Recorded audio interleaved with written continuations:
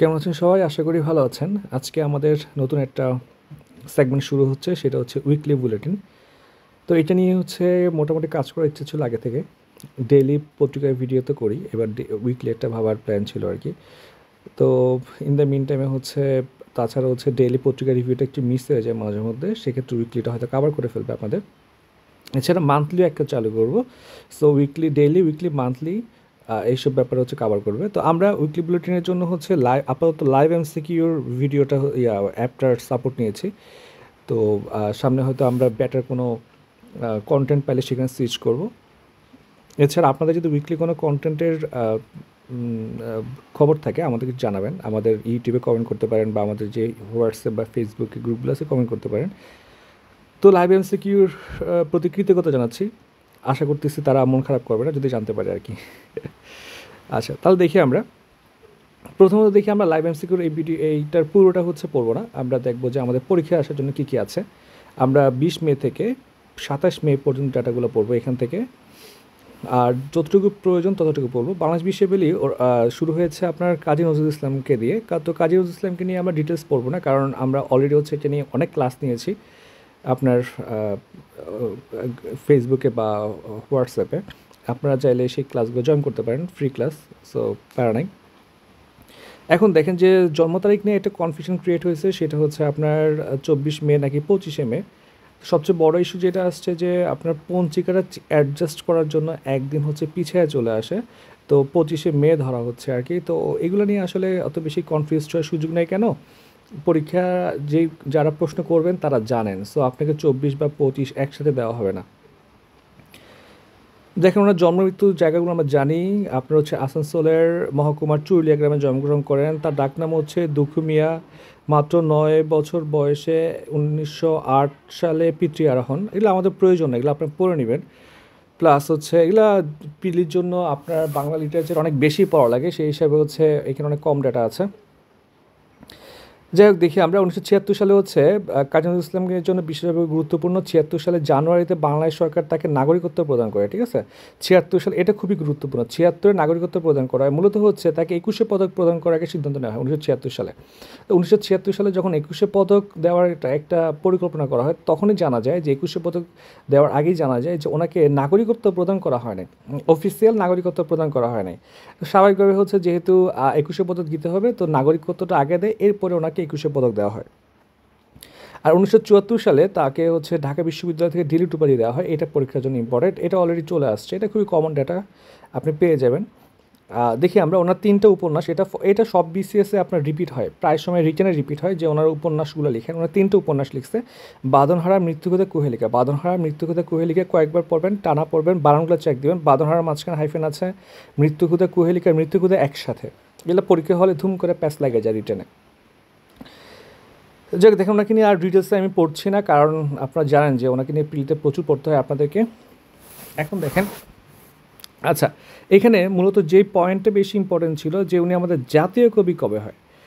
মজার ব্যাপার হচ্ছে ওনাকে হচ্ছে আপনার যখন আনা হয় তখন লোকে মুখে প্রচারিত হয়ে যায়, পত্রপত্রিকায় লেখা হয়, অফিসিয়াল জায়গাতে লেখা হয়, কিন্তু ওনাকে গ্যাজেট প্রকাশ করা হয় না যে উনি আমাদের জাতীয় কবি।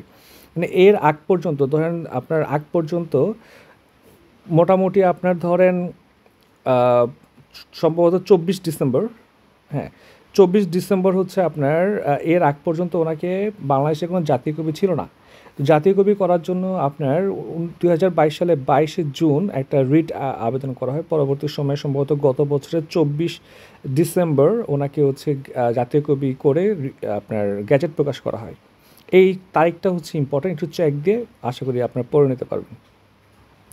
দেখেন, চা শিল্প নিয়ে আসলে পরীক্ষায় এত ডিটেলড আসবে না। সো আপনারা চাইলে জানার জন্য চাইলে এগুলো পড়তে পারেন, আমি স্কিপ করে যাচ্ছি, রিভিউর জন্য এগুলো প্রয়োজন নাই। আমরা শুধু পরীক্ষায় যেগুলো আসে আমরা সেগুলো দেখি। আচ্ছা, দেখেন, বাংলাদেশের যত চা উৎপাদন হয় মোট উৎপাদনের 55% আসে হচ্ছে মৌলভীবাজার থেকে। এটা হচ্ছে আমাদের জানা লাগবে যে 55%ই আসে হচ্ছে মৌলভীবাজার থেকে। আর পঞ্চগড়ে আপনার অর্গানিক টি উৎপাদিত হয়, ঠিক আছে, অর্গানিক, এবং ওই টিটার নাম হচ্ছে মিনা, ঠিক আছে, মিনা, এটা একটু মাথায় রাখবেন, মিনা চা পঞ্চগড়ে। এখন পরীক্ষা মূলত হচ্ছে আসবে হচ্ছে এটা যে চা বোর্ডের অধীনে বর্তমানে চা বাগানের সংখ্যা 170টা, ঠিক আছে, চা বাগানের সংখ্যা হচ্ছে 170, এটা মাথায় সেট করে ফেলেন, 170, 170টা। বর্তমানে এটি চা বাণিজ্যের অধীনে অধীনস্থ একটি সংবিধিবদ্ধ প্রতিষ্ঠান, এটি চট্টগ্রামে অবস্থিত। কোন মন্ত্রণালয়ের অধীনে কোনটা অবস্থিত বা কোনটা আপনার আপনার নিয়ন্ত্রণে থাকে সেটা পরীক্ষা আসে, প্রতি বিসিএস একটা করে আসে। যেমন টিসিবি হচ্ছে বাণিজ্য মন্ত্রণালয়ের আন্ডারে, এটা অলরেডি পরীক্ষা আসবে। তারপর দেখেন আপনার বিএসটিএ কার আন্ডারে, আপনারা কমেন্ট করতে পারেন। এর পাশাপাশি ধরেন স্থলবন্দর, ঠিক আছে, স্থলবন্দর হচ্ছে কোন মন্ত্রণালয়ের অধীনে, এই পার্টটা হচ্ছে আপনার বাংলাদেশ অ্যাফেয়ার্স আপনারা পড়ে আসেন, তারপরে আপনারা ভুলে যান, ঠিক আছে, এগুলো কিন্তু ভোলা যাবে না। চাটা হচ্ছে আপনার বাণিজ্য মন্ত্রণালয়ের আন্ডারে, কেন মূলত চা হচ্ছে বাংলাদেশ রপ্তানি করে বেশি, এই জন্য হচ্ছে বাণিজ্য মন্ত্রণালয়ের আন্ডারে, এটা এবার মাথায় রাখতে পারেন আপনারা চাইলে। আচ্ছা, আমরা আগাই। দেখেন চা সম্পর্কিত গুরুত্বপূর্ণ কিছু তথ্য আছে।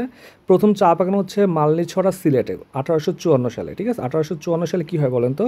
1854 সালে ফোর্ট উইলিয়াম কলেজ বন্ধ হয়, এটা মাথায় রাখতে পারেন। যখন ফোর্ট উইলিয়াম কলেজ বন্ধ হয় তখনই হচ্ছে আপনার প্রথম চা বাগান মালনীছড়া, সিলেটে স্থাপিত হয়। আর 24 সালে মোট উৎপাদিত চা হচ্ছে আপনার 9,30,00,000, 9,30,00,000, এটা মাথায় রাখবেন, 9.30, ঠিক আছে, 9,30,00,000। আর 25 সালের জন্য লক্ষ্যমাত্রা হচ্ছে 10.30, সো এটা ইজি, ঠিক আছে, একটা 9.30, একটা 10.30, শেষ, আশা করি পারবেন। জাতীয় চা দিবস হচ্ছে 4 জুন, জাতীয় চা দিবস 4 জুন, এটা মাথায় রাখতে হবে। দেখেন টুকটুক খবরের মধ্যে দেশে প্রথম আপনার রোবোটিক পুনর্বাসন কেন্দ্র চালু করা হয়েছে বিএসএমইউর আপনার বাংলাদেশ বিএমইউ, সরি এখন নাম চেঞ্জ করছে, তো আগে ছিল বিএসএসএমইউ সম্ভবত, না বিএমএমএসইউ সম্ভবত, এখন নাম চেঞ্জ করে হচ্ছে BMU Bangladesh university of medical, না Bangladesh medical university, BMU. Sir Bangladesh medical বিশ্ববিদ্যালয়ের বেসমেন্ট 1 এটা আপনার অবস্থিত। মোট 62টা রোবোটিক ইউনিট স্থাপন করা হয়েছে, 22টা হচ্ছে আপনার কৃত্রিম বুদ্ধিমত্তা সম্পন্ন রোবট। আর বাংলাদেশে পরিবেশগত সংকটাপন্ন এলাকা আছে 13টা, এটা মাথায় রাখতে হবে, ঠিক আছে। বাংলাদেশ পরিবেশ সংরক্ষণ আইন 1995, ঠিক আছে, বাংলাদেশ পরিবেশ সংরক্ষণ আইন 1995, যেটা সর্বশেষ সংশোধিত হচ্ছে 2010 সালের, সেটা অনুযায়ী হচ্ছে এখন পর্যন্ত 13টা আপনার সংকটাপন্ন এলাকা বা ইসিএ রয়েছে, হ্যাঁ, ইকোলজিক্যালি ক্রিটিক্যাল এরিয়া, ওকে। এগুলোর মধ্যে সুন্দরবন, ঠিক আছে, কক্সবাজার, টেকনাফ সমুদ্র সৈকত, সেন্ট মার্টিন, সোনাদিয়া, হাকালুকি, টাঙ্গুয়ার, জাফলং, ডাউকি নদী ইত্যাদি, কয়েকটা নাম মাথায় রাখলে হবে। আমনি ডিটেলস আমাদের পড়া লাগবে না। সাবরাং ট্যুরিজম পার্ক নিয়ে আমাদের ডিটেলস পড়া লাগবে না, এটা আপনি স্কিপ করে যেতে পারবেন, সমস্যা নেই। আন্তর্জাতিক বিষয়গুলো দেখে আমরা আসিয়ান সবসময়ের জন্য গুরুত্বপূর্ণ, 46-এর জন্য গুরুত্বপূর্ণ, 47-এর জন্য বেশি গুরুত্বপূর্ণ। আসিয়ানে হচ্ছে এবার বাংলাদেশ প্রধান হিসেবে আসছে। আসিয়ানের আপনার 46 এটা পরীক্ষা আসবে। 46তম সম্মেলন অনুষ্ঠিত হয়, এটা হচ্ছে আপনার মালয়েশিয়াতে, হ্যাঁ, এটা হচ্ছে আমরা জানবো। এবারে প্রতিপাদ্য বিষয় হচ্ছে অন্তর্ভুক্তি এবং স্থায়িত্ব, সবাইকে একসাথে এবং টেকসই, এই টাইপের বোঝাচ্ছে, এটা মাথায় রাখতে হবে আমাদেরকে। এছাড়া দেখেন যে আদার কিছু ইস্যু আছে, যেমন মার্কিন যুক্তরাষ্ট্রের শুল্ক বৃদ্ধি, মার্কিন যুক্তরাষ্ট্র আপনার শুল্ক বৃদ্ধি করার ঘোষণা দিয়েছে, যদি এটা আপাতত স্থগিত করেছে। আবার মিয়ানমার সংকট, দক্ষিণ চীন সাগর নিয়ে বিরোধ, ফিলিপাইন, ভিয়েতনাম, মালয়েশিয়ার সাথে, ঠিক আছে, বিশেষ করে ফিলিপাইনের সাথে খুব ফাস্ট ওদের হচ্ছে একটা মানে ফ্রিকোয়েন্সি খুবই হাই ঝামেলা হওয়ার। দেখেন আসিয়ান, জিসিসি এবং চীন সম্মেলন। জিসিসি হচ্ছে কত সালে প্রতিষ্ঠিত, আপনাদের জন্য এটা কোশ্চেন থাকলো, 1981 সম্ভবত। আর এখানে মোট 6টা আপনার গালফ এলাকা বা উপসাগরের তীরবর্তী 6টা দেশ নিয়ে হচ্ছে জিসিসি গঠিত। এবং সম্প্রতি হচ্ছে জিসিসিতে হচ্ছে আপনার ইউরোপিয়ান ইউনিয়নের মতো বর্ডারলেস করার ট্রাই করতেছে, যে আপনি একটা দেশের ভিসা পেলেই সব দেশে ভ্রমণ করতে পারবেন, 6টা দেশে ভ্রমণ করতে পারবেন, এবং একটা মুদ্রা নিয়ে আলোচনা হচ্ছে। এবং জিসিসিতে হচ্ছে আপনার চীন 1,000 বিলিয়ন মার্কিন ডলার ইনভেস্ট করা নিয়ে আলোচনা হচ্ছে, মানে প্রচুর ইনভেস্টমেন্ট যাবে চীনের এখানে। যাই হোক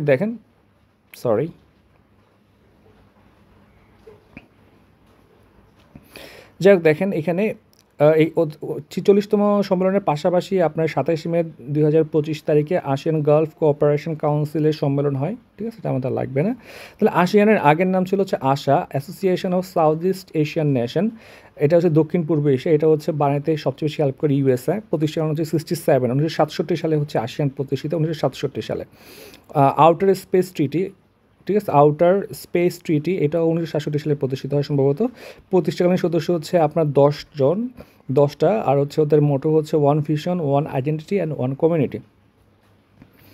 সাম্প্রতিক কয়েকটি যুদ্ধ এবং সংঘাত সম্পর্কে আমরা জেনে নেই। প্রথম সংঘাত হচ্ছে আপনার মেতে যে সংঘাতটা হয় সেটা হচ্ছে আপনার ভারত পাকিস্তান।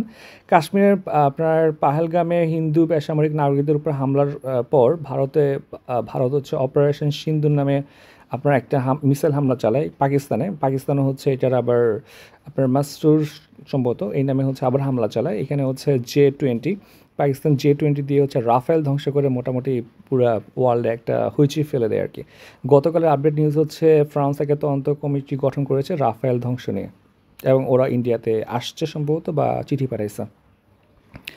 গাজা ইসরায়েল যুদ্ধ নিয়ে আসলে কি আর বলবো, গাজা ইসরায়েল যুদ্ধ প্রতিদিনই মানুষ মারছে। আপনারা যেখান থেকে পারেন সাপোর্ট করার ট্রাই করবেন, সবাই দোয়া করবেন। আচ্ছা, এগুলো স্কিপ করে যাচ্ছি, খুব একটা প্রয়োজন নাই এই জন্য। দক্ষিণ সুদান, সোমালিয়া, এটা আমরা স্কিপ করে যাচ্ছি। দেখেন কঙ্গোতে হচ্ছে আপনার M23 বিদ্রোহী গোষ্ঠী, তাহলে কঙ্গোতে হচ্ছে M23 বিদ্রোহী গোষ্ঠী। কঙ্গোতে হচ্ছে আপনার গোষ্ঠী রুয়ান্ডার সমর্থন হচ্ছে গোমা শহর দখল করা নেয়, ফলে হচ্ছে 7 লাখের বেশি মানুষ বাস্তুচ্যুত হয়।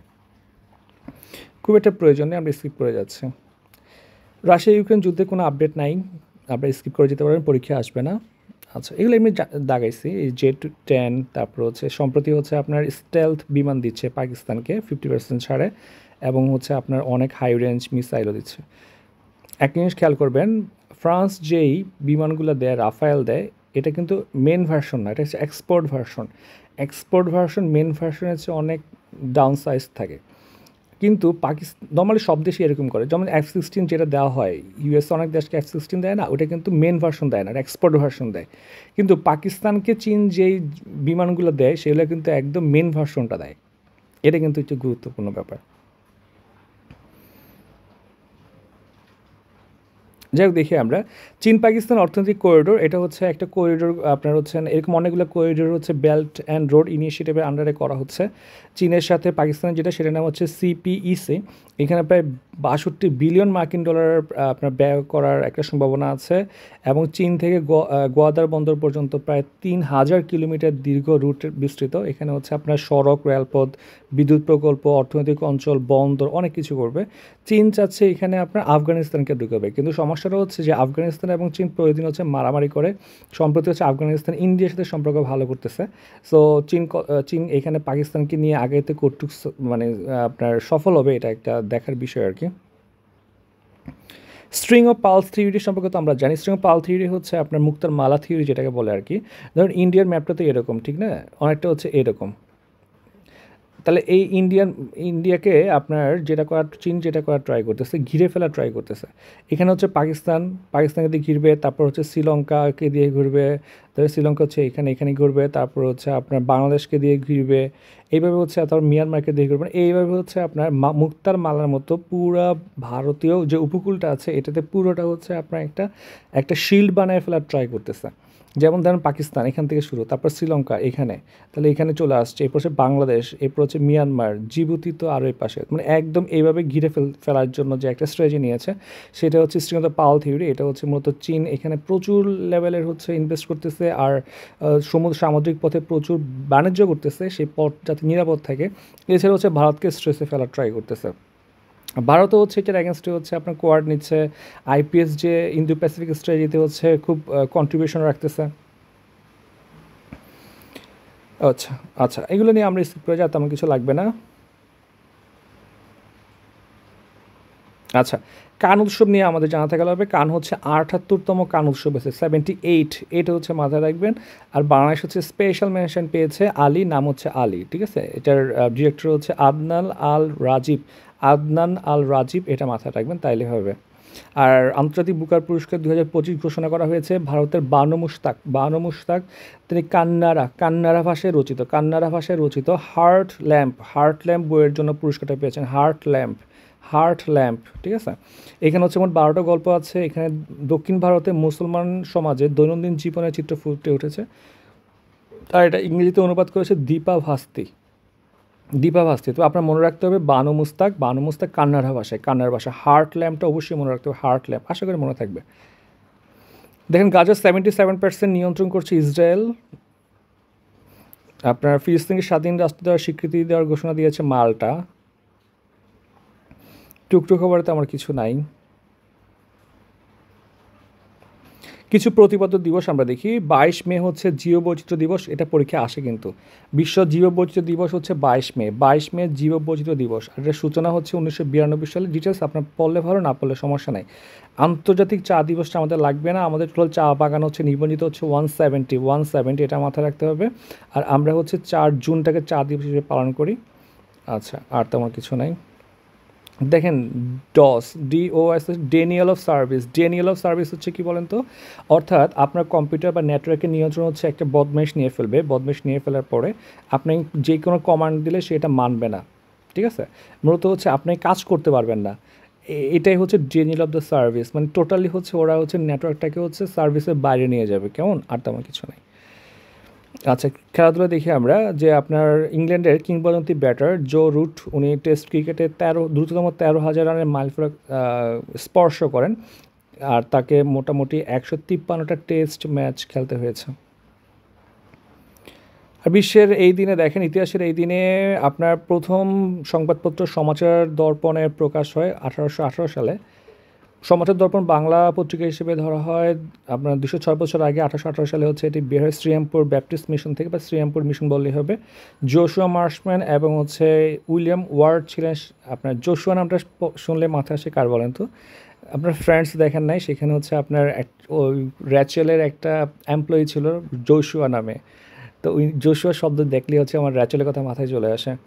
যাক, আর জন ক্লার্ক মার্শম্যান ছিল এটার সম্পাদক। জন ক্লার্ক মার্শম্যান ছিল এটার সম্পাদক। আচ্ছা, ABM ট্রিটি স্বাক্ষরিত 1972 সালে। সালটা ইম্পর্টেন্ট, ঠিক আছে? অ্যান্টিব্যালিস্টিক মিসাইল নিয়ে যে চুক্তিটা স্বাক্ষরিত হয় আর কি। আচ্ছা, আর তেমন কিছু নাই। এ হচ্ছে আজকের উইকলি বুলেটিন। সবাইকে অসংখ্য ধন্যবাদ, ভালো থাকবেন সবাই।